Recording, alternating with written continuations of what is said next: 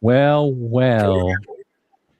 Hello, everybody. How is these wonderful two people doing? Are you guys okay? Great. How are you today, Bess? We're doing fine, Jim. All right. So today I'm here. Oh, I'm hearing something. So here's what I'm going to do, Jim. I'm going to just um, mute you for a second while I'm doing the intro, and then we'll come back to you. All right, folks.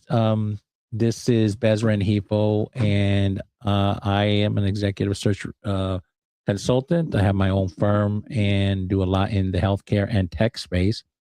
Also, pick up different projects. And also, I have been officially doing career coaching for the last year and a half, even though for 30 years before that, I gave it away for free. Um, and like many of you, I've been playing around with AI. And so I brought my AI friends and we're going to talk about AI. Now, the person we're going to feature today is Jim Slavik.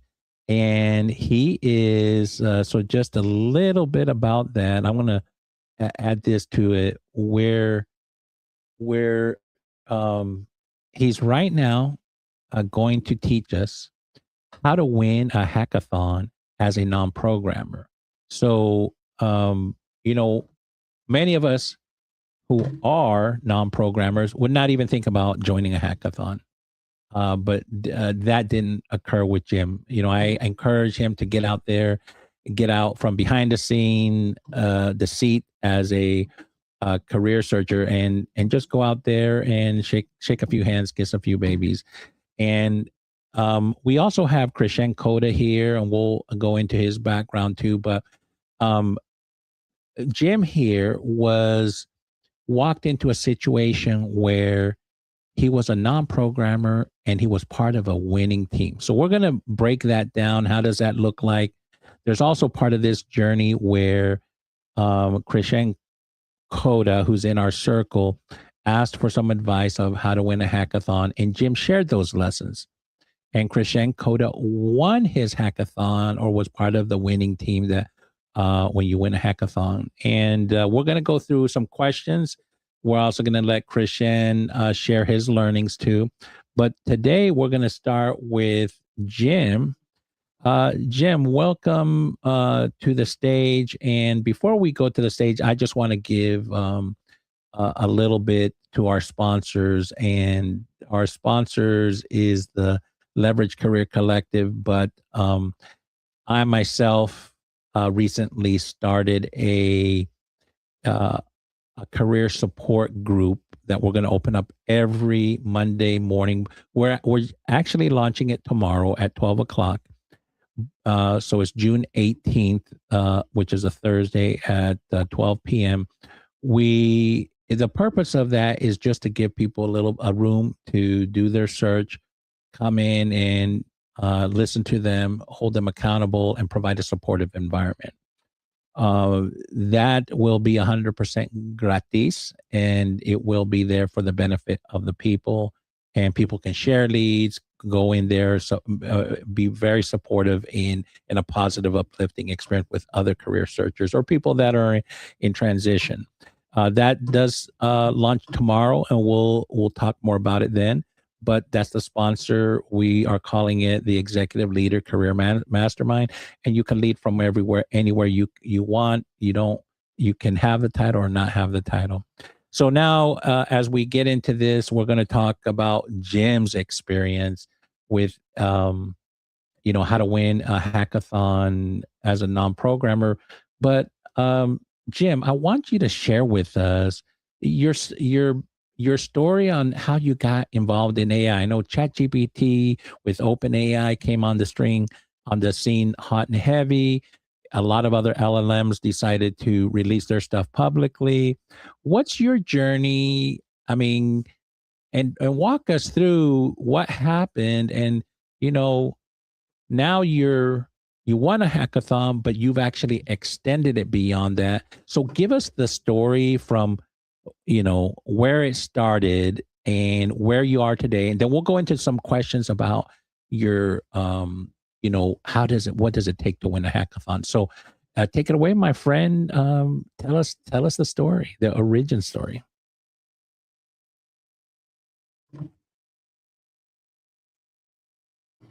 All the credit for me getting out of the house and kissing babies and going out into in real life events. Am I unmuted now?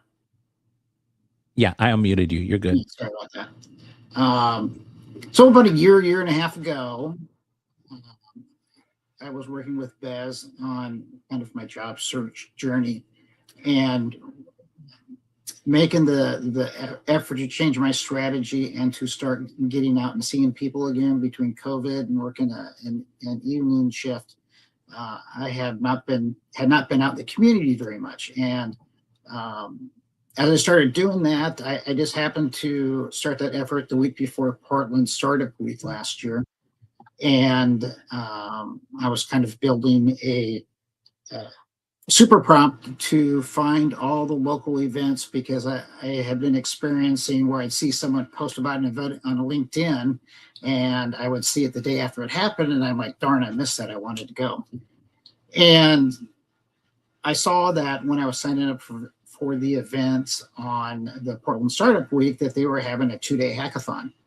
And my main goals that week were to meet a ton of people and have some fun and learn something new. So I usually shy away from hackathons that were in the past that were like Python or Java, C++, because I had kind of gotten away from coding over the years and felt like I probably wouldn't be a good fit. But I thought, well, hey, AI is new. Everybody's going to be faking it a little bit. And so I signed up with the idea, hey, I'm just going to go have fun and meet people.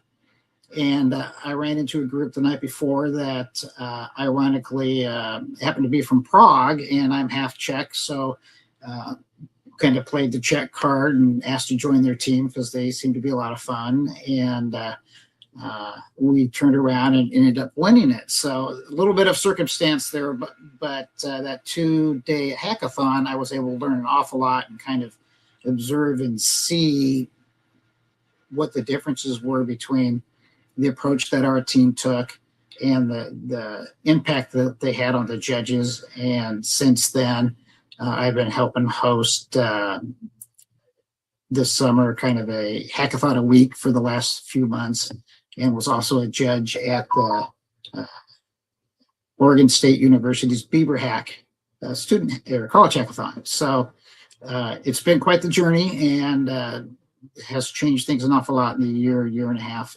since I happened to walk on to that hackathon team last year. Well, that's an amazing story, Jim. I really, it just sort of it shows that sometimes you just have to take a chance, and you went out there and you put yourself out there, and now you're at a place where you're hosting hackathons. You're also at the same time building an interest list. So I want to share that right here because Jim is, before we get started into his questioning, he is creating a wait list of people. There's a few things, and I'll let him talk about it. That he's creating, and so he's developing interest list. So Jim, I'm going to unmute you. Go ahead and tell us what's going on if people go to your Luma calendar and sign up. What can they expect? What's your plan? So what I'm doing is putting together a different series of classes to share with people about clouding with code, using code to increase your performance, kind of from a non-programmer's perspective. One of the things with the hackathons that I saw is there are a lot of people that aren't writing code every day that could really benefit from using some of these AI tools. And their perspective and what they need is a little bit different than, say, like a machine learning engineer or an AI front-end engineer. And I have found that I really enjoy being able to fulfill and participate in those types of classes and help people become more acquainted with different AI tools and putting them to use. Oh, okay. That's good. So that's the plan, folks. As we go into this question, I'm going to ask Jim a few questions. Before I dive into the questions, because they're going to be around, what it takes to win a hackathon. Why don't you share, Christian? Jim has had an impact with you, and can you share what Jim did that had an impact with you, and share why did you go? Because you're involved in the Atlanta AI Collective, and what tell me that story of how you went to Jim and what ended up happening, and what are some of the things that's come out of that? So, I guess a little over a year ago, I was talking to you about some, career coaching things and looking at different things for my career. And one of the things that you said was to, get involved, network, make relationships and connections. And so, with the AI Collective, one of the things was you had a ticket to one of the inaugural events in Atlanta to get that chapter started. And, it was, you had things going on and asked if I wanted to take that, your ticket to that. And I did. And so I started going to some AI Collective meetings. And one of the things they did was a hackathon. And then being in meetings with you and some of them with Jim. Jim was talking about some of his hackathon experience and what he did. And so I was going to that AI Collective sponsored hackathon. And it was, I remember it was really extra bad traffic that night. And so I was not going to make it right on time. So I was thinking about turning around, and then I was like, I had Jim on my shoulder saying, just even if you don't, win or compete, just learn something. You're going to learn something from participating. So I decided I'm going to keep on driving, and I got there, and uh, kind of just in time. And me and another gentleman kind of paired up as a team. There was some teams had 3 or 4. Mine was 2 people, and we both had a kind of product background. Russ Shirley was my partner's name in that event, and he and I dove in. It was only like a 3-hour hackathon, so we had a specific objective, and we dove into that. And if anybody's ever either done programming or a technical thing where you get into it and you want to do the best you can, you want to add the most features, all that kind of stuff. And I had Jim on my shoulder again with about 30 minutes left, and he said, make sure you take time to work on your presentation. And so that's what I did. And I think our technical solution was good. I think there was other people that had good solutions also. And I think one of the things that put us over the edge was we had a good presentation that clearly articulated what we were trying to do and what we did and the relevance of it. So I think that's kind of the story. And that was one of the key things for my team winning, was making sure we spent time on the presentation. All right. Well, that's see, Jim had an impact of, sharing with Christian, saying, hey, somebody has to focus on the presentation. And that was like the difference between winning and losing. And I'm gonna go back to Jim now, and I'm gonna let him talk, because what he's gonna share is, how do you approach a hackathon with a method to win? Like, it's not he's figured out how to win. He's figured out how to give advice to non-programmers, traditional non-programmers, and say, hey, do this one thing. If somebody can do this one thing, you'll win. So and then as Jim asks us or shares with us at the very end, he's going to share what are some of the winnings that come out of hackathons. They're pretty cool. So Jim, walk us through. You've been good at giving advice, not only to others, but you're taking your own advice and acting on it. Tell us the framework of what it takes to win Hack-A-Thon as a non-programmer?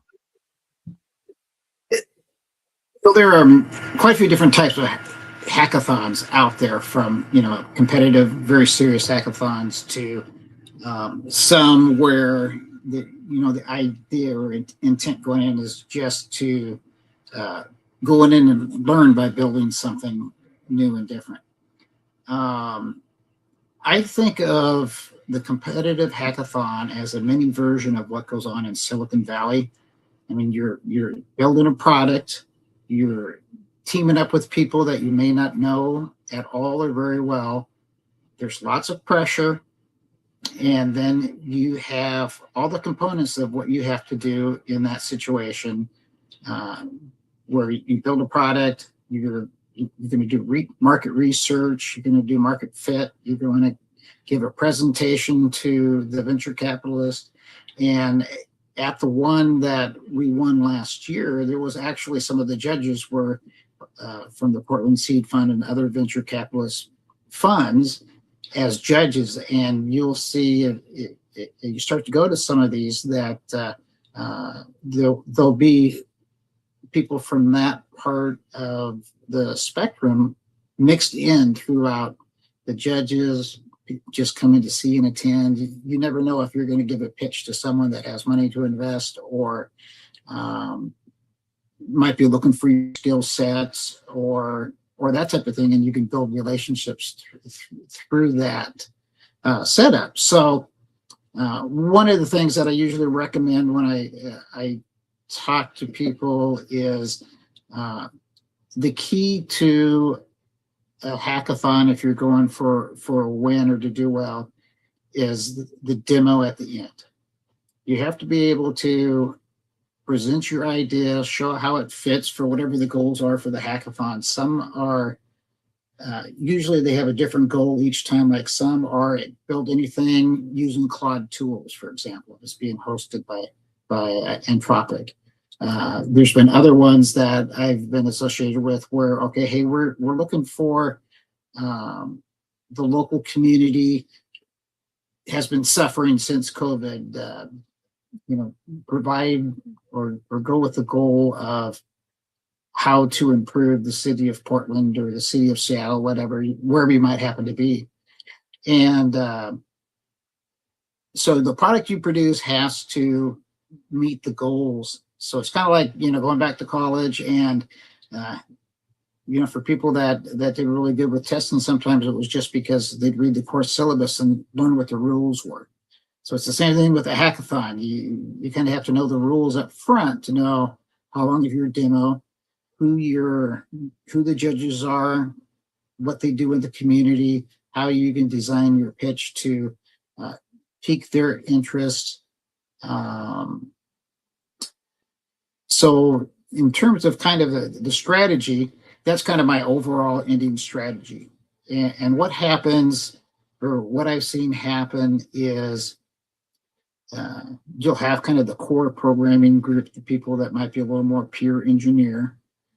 And I've seen at several hackathons where they'll have an idea, they'll pitch it. Usually in a hackathon at the very beginning, people will go up front with their ideas and recruit to get members onto their team.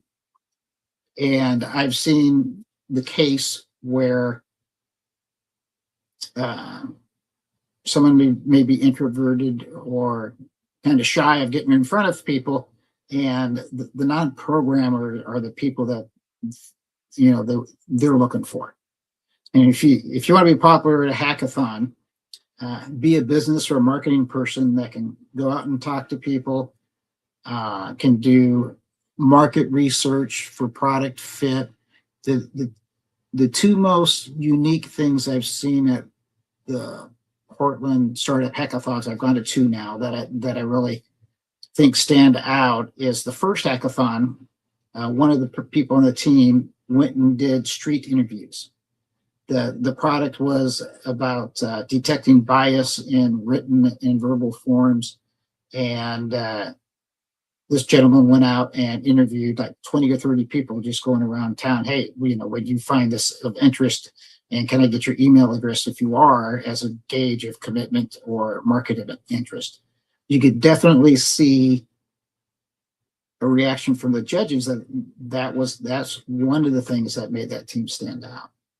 And then this year there was a person on the team who was a marketing background, and they got on the phone. It was a shorter hackathon, so we only had 3 hours, and we're calling potential customers of the product to see, is that something they need? What's their pain points? How does this fit in? Do they see value in the product? So, going back to kind of the title here of how to get involved as a non-programmer, all the people in the roles that are kind of around an engineering team can add value to a hackathon and also get a chance to maybe do different things than maybe what they do as the team member at work. For example, I've been able to pitch in and help with marketing decks, with presentations, QA. I've kind of been the jack of all trades, where I'll get in a team and I'll fill in where I see gaps in the team. Like if we have a team that doesn't have a real strong QA or data implementer or aggregator, I'll focus on that. Other times I'll focus on testing. And so with you get on a good team, there's going to be kind of the lead engineers. You're going to have someone that's kind of like a CEO that maybe is a project manager that manages the presentation, different things of that nature, the marketing side. But they are a lot of fun. You go in, you kind of brainstorm, you kind of pick out roles that where you can contribute, and then part of the two things that I like about it the most is it's a very fun weekend, and you get to meet new people and build relationships with other people in the community. Wow, that's pretty good here. So from what my takeaway, Jim, is that you can work on the presentation sometimes, but you actually go higher and you say, figure out where that gap is. And you don't have to be a program, because you've outlined what are the different roles. And you can fill a role that as from a totality or the sum of its part is a winning, you win the hackathon. And you did it initially with the presentation, but you've seen that now there's sometimes depending on which one you participate in the team, that sometimes the gaps are in other places. And how has that served you? I mean, has that served you well, or how have your team taken, like, to seeing you plug the gaps? What do you've noticed, some of the things that come out of this? That's worked pretty well for me. So where I've done it twice now is with the Portland Startup Week that happens in May every year. And this year I was able to team up with two of the guys from the team last year and produce different type of products. We had some new people join. So there was the three of us and then like 3 or 4 more people. So it was a chance to kind of reconnect with friends, but also build new friends and try something a little new. So I was able to be a little more involved with data prep, building out the data set that we're using for a demo this time around, which was a little more technical than or different type of technical than last year. So from a perspective of being well received, that's worked pretty well. I think part of that is because of the pressure, and you don't have so much time. So any way you can contribute, you can just jump right in and do it, which is a little different than, okay, hey, you're at work and you've got a defined role and the objectives are 6 months out, and they may not want you to jump from what you're currently doing to go try stretching your muscles in something new. But you definitely get a chance to do that here. And one thing that I did want to add was, there's a lot of times you can go to a hackathon and the goal might not be to win. It might be to have fun or learn something new. I went to a, lovable hackathon. It was a little more laid back, and I was able to participate. And so I built a replica of the menu planning process my family does every Sunday. We send anywhere from an hour to 2 hours, picking nights for the 4 of us to eat because of different work commitments or what have you, and then picking recipes and then creating the shopping list and all that. And I've been able to duplicate that into a web app.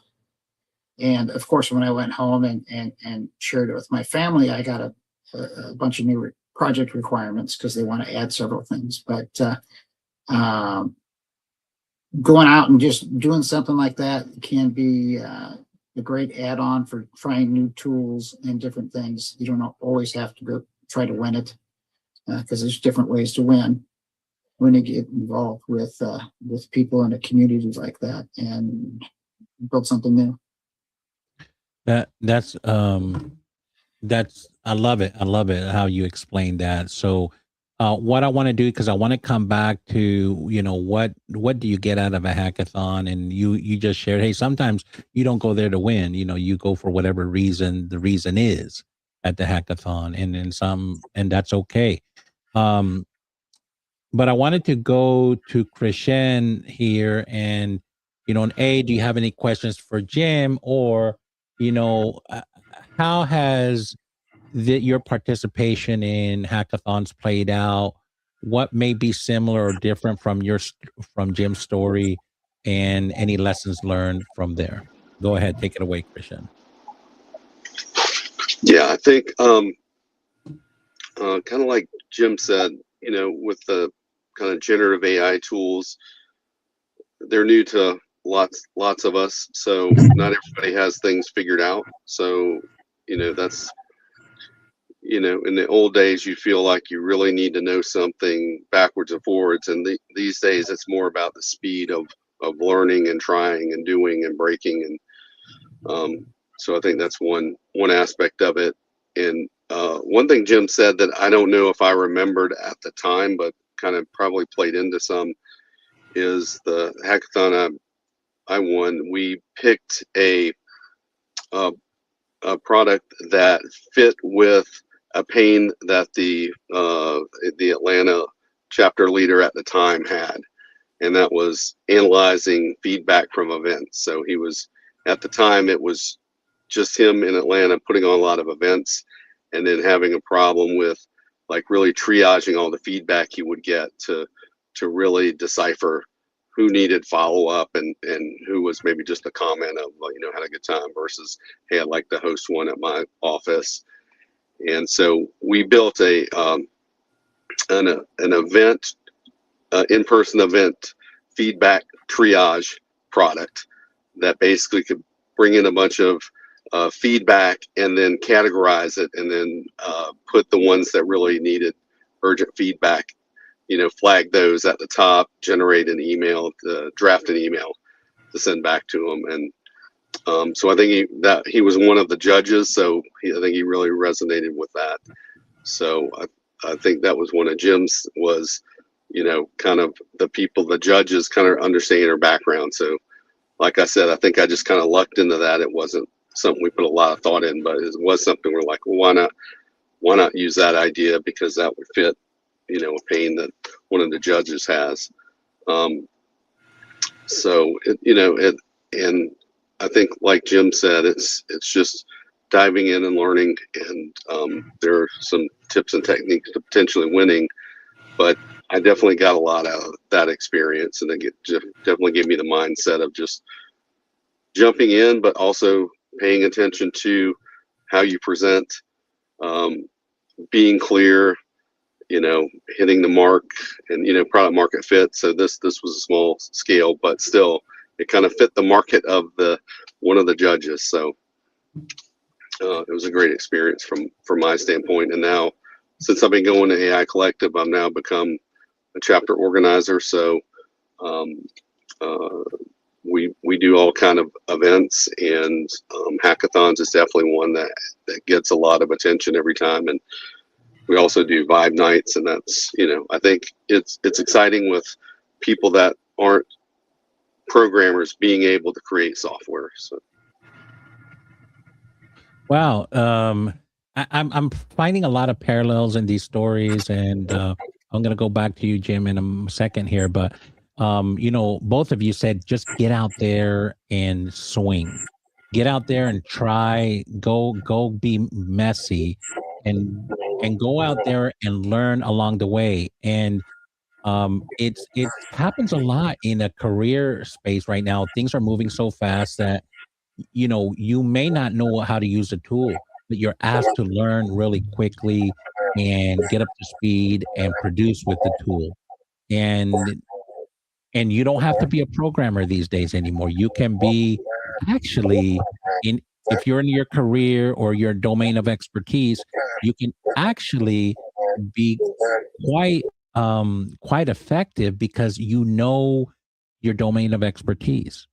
And whatever tool I've, talked to Jim and you, Christian, you always, these tools are always going to be changing, right? So maybe that's not the play. Maybe the play is double down on yourself of what you know, learn that well, and then use tools to amplify and optimize whatever you do in your domain of expertise. So I'll let that sit there for a moment. Does anybody have follow up on that before I go back to Jim? Yeah, I think that makes a lot of sense, and that's something that's always been needed in product is you want to have a subject matter expert when you're building something that really understands the problem space. And so each of us have different expertise and stuff. So now it's possible to understand that area of expertise and maybe build something for it or be able to guide people more closely or create a prototype or, you know, different things. And I think that's where a lot of value is these days is, like you said, really knowing a domain area and then learning some of the tools, knowing they're going to change, so, but not worrying about that part. Yeah. So true. So true. Jim, I'm going to go to you right now. Then pay attention to the question, Christian, because I want to know the same answer for you. But Jim, you go to a hackathon, you spend hours or you spend a few days competing. What happens if you win, or if you don't win? I mean, you talk about you're very encouraging, Jim, about just getting out there even if you don't win, show up, right? So, what does someone get out of the experience if they win? And then I also want to share what does someone get out of the experience when they don't win? I want to hear that. And so, Christian, I'll go to you after Jim. But yeah, what does the winner get to take, and what does the one who didn't win? What do they also get? So one example on the win side is last year we got some really good feedback about, hey, this might be a doable product that you can market and sell. And so we spent a while, kind of building as a team to see if we could take it to a reality or a revenue generating product. One of the challenges these days, of course, is with foundational models. Sometimes they leapfrog each other, but they also leapfrog what you're doing. And that's kind of what happened to us. It is some of the things that we were working on just got consumed into kind of the default deliverable of ChatGPT and some of these other LLM foundational models and offerings. But I've also seen people that don't win, continue to take the idea, turn it into a product, and start small companies and grow from there. That is one aspect of winning. And another part, which I've touched on a little bit too, is the friendships you build along the journey, which is something that I find is a great benefit to me. So that's something that your mileage might vary a little bit on the people fix, but I get a real good people fix on these events. For people that don't win, actually a little bit of both, the confidence builder, after building some of these things, it builds your confidence and you're like, hey, I got an idea. You can sit down with Claude or any of the other platforms and build something that's useful for you. I've seen people at a hackathon. The whole idea was, hey, I'm going to come down, sit down. I'm going to build some things for my church and some other philanthropies that I'm involved in.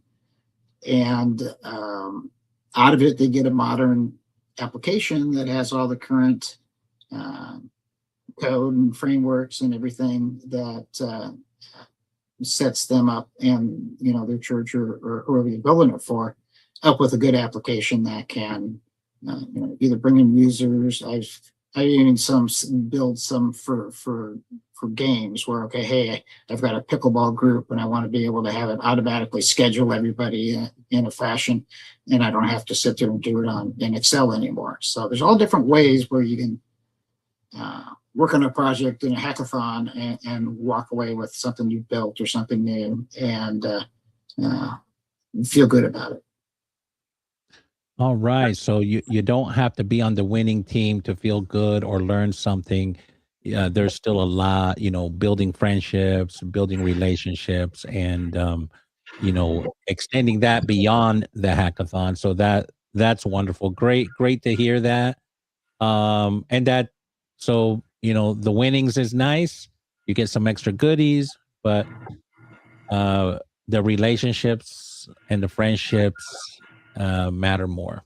So I love that. Hey, even if you don't win, you're still winning, right? So I love that. So I'm gonna go. I that's important to know. Doing all this effort, what do you get out of it?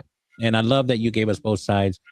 Christian, what can you add to that? What does someone get when they win, or what have you received as a winner? And what if even if you don't win, what's the plus? What you do still get out of it? Yeah. So from what I remember, it was we won some cash and then some tool usage. It was a platform called Area that was the sponsor of that particular hackathon. I don't know what it's like to not win a hackathon, because I've won every one that I've been in, which is of course just one. So I retired on top, and but seriously, I got some good relationships out of that. Like I said, Russ Shirley was my partner in that. He's gone on to build a product, and we stay in touch and share information on different technology and techniques and problems we're running into. And so he's a great resource to continue my learning. I hopefully give him some feedback on things, and so the relationships definitely are a big part of that. The other thing, the confidence is feeling like, okay, I can do some things with these tools, even if I haven't used them before. I can figure things out. One of the things I've done is build some tools just for myself. So one of them is my daughter's working part-time, going to school. She doesn't drive, so I sometimes have to take her to work. And then we have a friend of hers that lives with us in the same situation. So they both send me either a screenshot of their schedule or a picture of the actual physical schedule.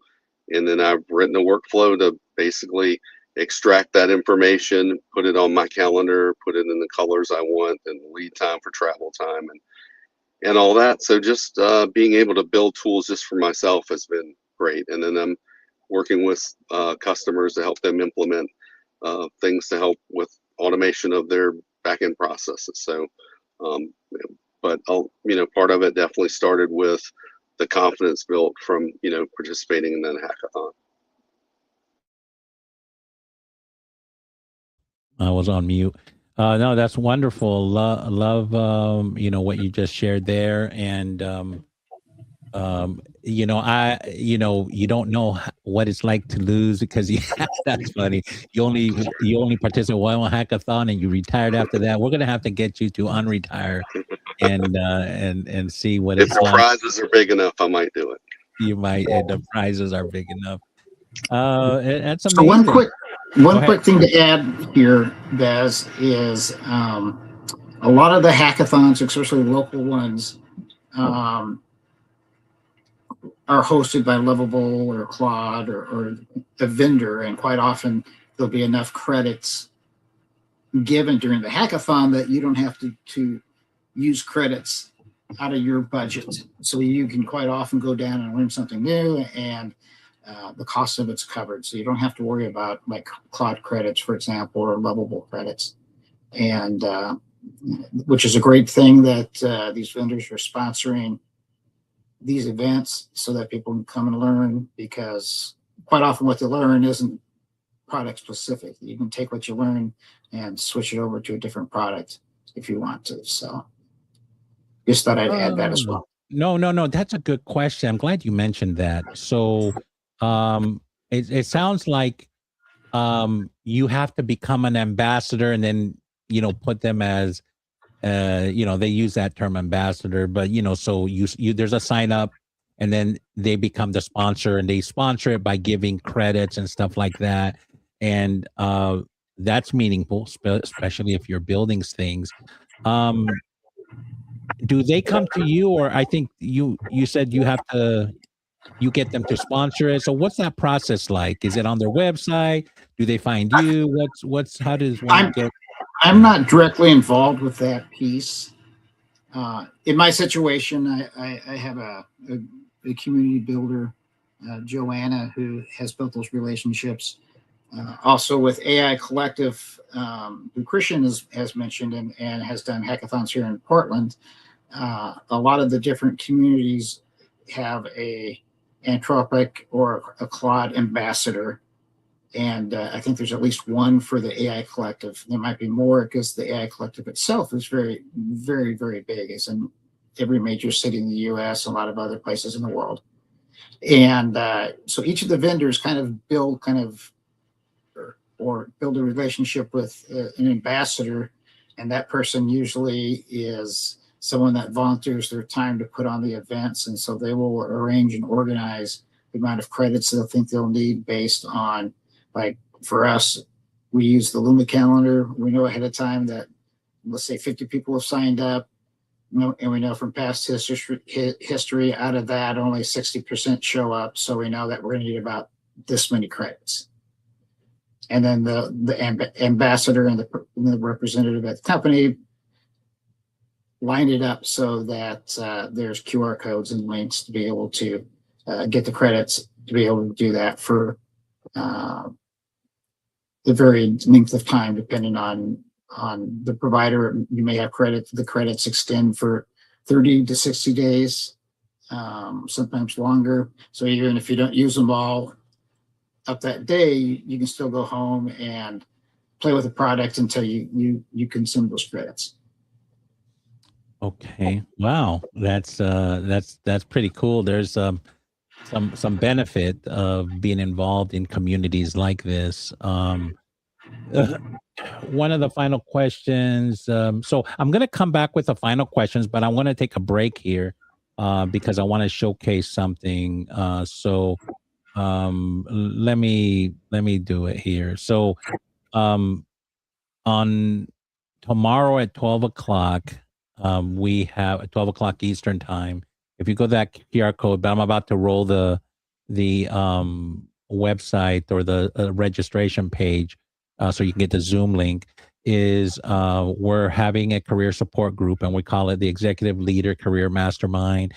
And we're going to open that once a week. Now, tomorrow's Thursday, but I'm looking to probably do it every Monday, probably around noontime. So people from the, West Coast, is not too early, but, it may be more of a brown bag session where we're holding people accountable. They're sharing what their wins and what their goal is for the week. But we, it is, I also created a LinkedIn group. So if you're interested, just search that name. We'll let you in, or I think you can get in and you don't need a permission. But, it's, if you're interested, definitely in showing up, here is the Luma calendar to register. It's luma.com/NS2KJL1N. I know that looks ugly, and I'm going to have to fix that. But, we'll make sure that you can get there. If you go to the LinkedIn group, you'll definitely be able to see the registration link, and also that QR code right there will get you straight to register it. So, feel free to use that as well. So I'm going to now go back and Jim, you talk about your wait list, and then we'll go into final thoughts as we go around the horn and close out. So tell us about why people need to consider getting on your wait list. Sure. So next month or later this month, I'm going to be hosting some courses for beginners and intermediate users using Claude Cowork, and Claude Code. And I would love to have you check out the list. And if you are interested in those classes, let me know. And once we have a date and time and a little more depth into the course, I will update and send that information to you so that we can connect in the future. All right. Thank you. All right. We are coming down the home stretch here. We definitely, I want to eat some dinner, but you have all of you that are seeing this. Let me see if there's any comments. I have not been checking the comments. We have our good friend Zakia. She said, "Good afternoon, guys." Boy, if I knew she was around, I'd let her jump in on this. But Zakia, we're gonna have to do one with just you. She's built 4 apps with AI as a non-programmer, so with generative AI, and all to solve a problem she had that she couldn't find somewhere else. I mean, that's what I'm hearing from you guys, is that you guys are solving your own problems, and you're building stuff to do some meal prep, some meal planning. You're doing, Christian's doing one, says, "Hey, I've got work schedules from my kids or friends that I need to take them there and integrate what I've got on my schedule, and I want to automate it, and it works. You're doing stuff for simple things make your life easier. So I love that you're just at least trying to do something, and you're not really looking to monetize it, but you never know. I mean, Jim was at a hackathon that the judges said, you might have something here that you can make into a product. You just never know. I mean, I really love that you guys are really active, involved. You're just for Christian, when that community started, it was inaugural in here in Atlanta, and now the community is 4,000 people. And I talked to Jim, and the one in Portland, that's how many people are on that email list, or how big is the community, the potential that could show up if they all showed up? How many? Well, the one we were talking about was for Portland Tech, and that's around 7K right now. Wow. So, and there's been a lot of heavy building, a lot of activity to build that out. And but AI is building a lot of interest. I think it's obvious it's going to be around, and a lot of companies are kind of pushing their employees to, hey, you need to learn this new tool. Ironically, of course, is going to be the new tool is going to change really fast, but the sooner you get involved, the better. And starting from where you're at is perfectly fine. You'll be much better off starting today than a year from now. Yeah, no, that's 100% right. I'm loving what's going on here. So what I want to do is, as we close out today, let's go around the horn. Let's start with Christian. I know you gave us some final thoughts, but I want your final thoughts of today. Go ahead, Christian. Tell us your final thoughts as we close out today before we go to Jim. Yeah, I would say that if you're someone and you're for AI, or you're against AI, or you're somewhere in between, it really doesn't matter because it's here, it's coming, it's going to continue that way. One of the reasons I got involved with the AI Collective is because I do care that humans have the steering wheel on where AI goes. And, right now it's in the hands of a minority of people in large companies and government. And I'd like, all of us regular people to, join together and have a voice in how things go. And, for that, it takes people getting to know each other. So, get involved in things, meet people. All right. Thank you. Thank you. Appreciate those final thoughts. Folks, listen to Krishen here. He's an active organizer in the AI Collective here in Atlanta. It's a pretty big community. It started small, and he's seeing things. So that advice is going to carry some weight there. So listen to these folks. At least listen and make your own decisions. So, Jim, let's go to you. What are your final thoughts as we close out tonight? Christian kind of reminded me of an old quote that you can't always control what goes on or what happens to you, but you can't control how you react to it. And I know there is a lot of emotions around AI, and but you as an individual can own how you react to it. And if you want to get involved and learn what it's about, or use it to enhance your skill sets, I think it's going to be a pretty amazing ride, without a doubt. Well, thank you for those wise words. Let me add my final thoughts. Number one, I want to say thank you for many of you who showed up today. Appreciate you giving us your time and attention. We do appreciate it. I want to thank my co-host and panelist, Jim Slavik, and who we focused on today, and our panelist, Krishen Koda. No slouch by any manner. He's quite the master in what he does as a senior product leader, and Jim Slavik as an engineer, in a true engineer in supporting technical platforms, most recently in the observability space and mass email platforms. So, do connect with them on LinkedIn, reach out to them. They'd love to hear from you. But as the host with the mostest, I just want to say thank you again.